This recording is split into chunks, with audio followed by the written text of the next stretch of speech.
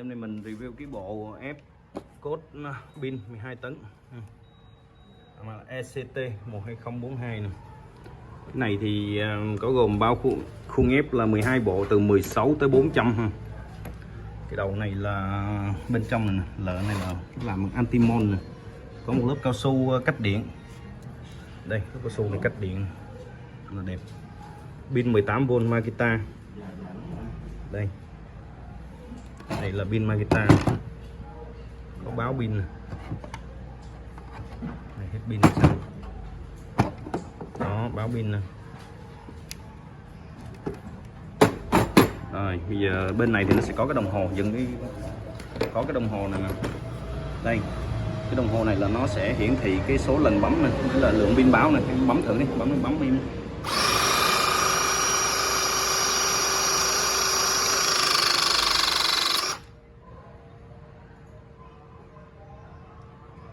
Cái này nó chỉ có hiển thị cái số lần bấm thôi. Đó, nó hiển thị số lần bấm. Đây. Cái này là bây giờ mình ép thử cái code 24 này đi. Cái này. Đó. Rồi, ép đi.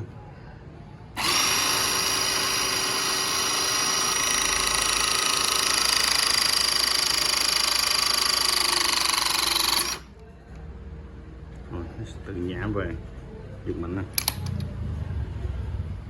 Đây nè, cái vết bấm này rất là đẹp.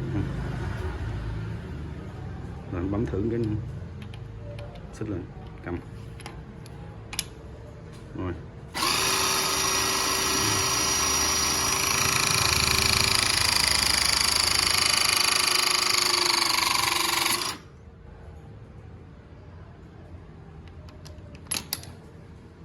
Đây. Bấm rất là đẹp. Rồi.